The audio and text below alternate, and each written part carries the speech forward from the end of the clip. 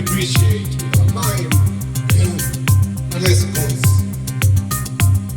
we are blind to the resultant frequencies, the causal nodes, and the patterns of vibrational disturbance that express themselves as objects and things, and even voices like this one, which, for instance, can bend.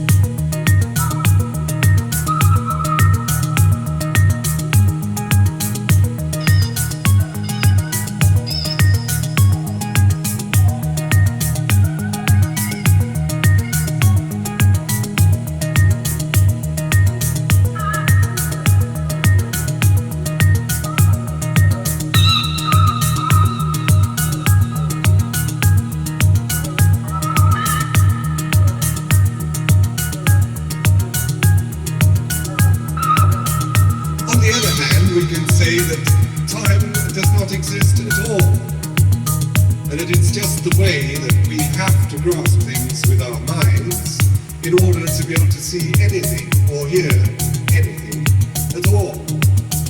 And that in the state of perfect freedom, time is neither a moment nor beyond nor forever.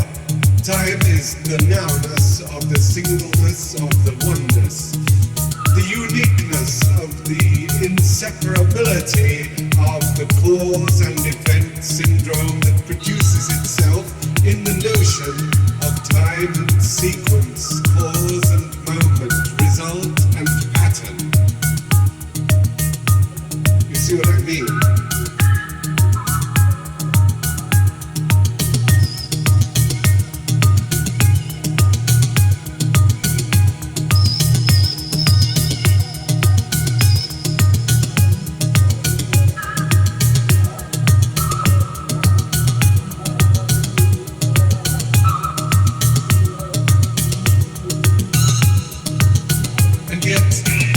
If there were no time, there could be no division, no extension, no life as we know it, no duration.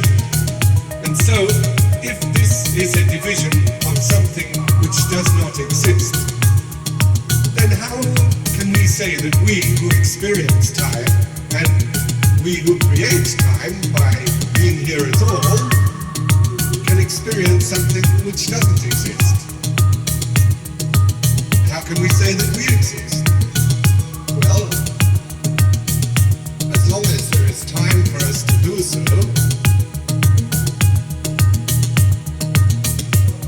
we can be here, we can see here, we can stand here, we can even examine what we do when we are here. Although, in one manner of speaking, as time doesn't exist, we're not here at all.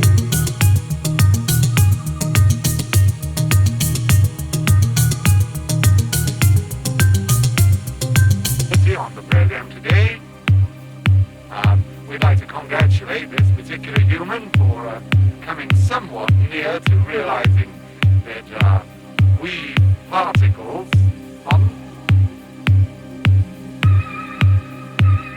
sequence and duration and strength and power, something which we cannot describe, but which everything that exists describes. Right. Then this is what time is describing. And therefore, time may be said to be the description of what ultimately is. Not bad. And so we, the time actors, the invisible factors, fashion a coat for time to wear so that it can see itself and enjoy its own beauty.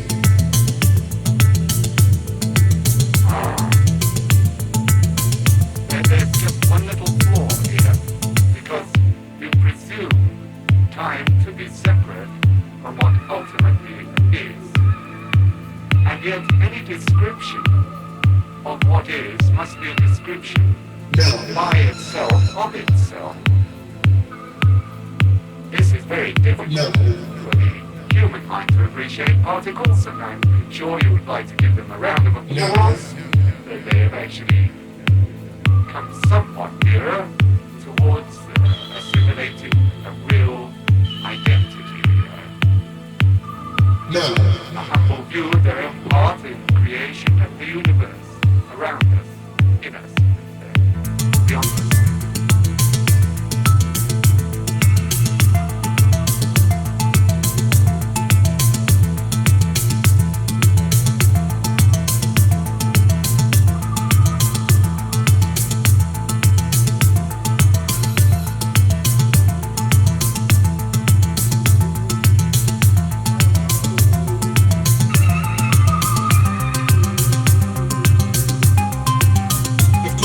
The wonderful thing of it all is that no one has time to experience all of time.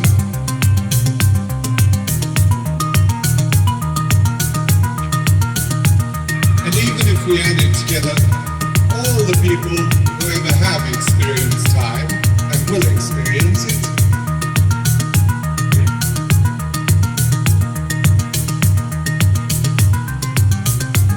they still wouldn't describe it. Why not? They couldn't describe it. Why not?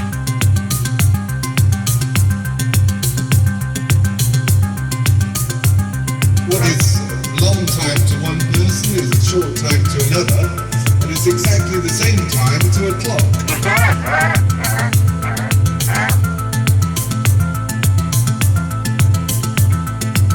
And if we tried to get all the people to speak at the same time about all the time, there'd be a terrible jabbering of voices. So if we really wanted all the people everywhere that ever experienced time to talk about time at the same time, they would all have to say one single thing together. Perhaps that would be the word time, but it ceases to have any meaning.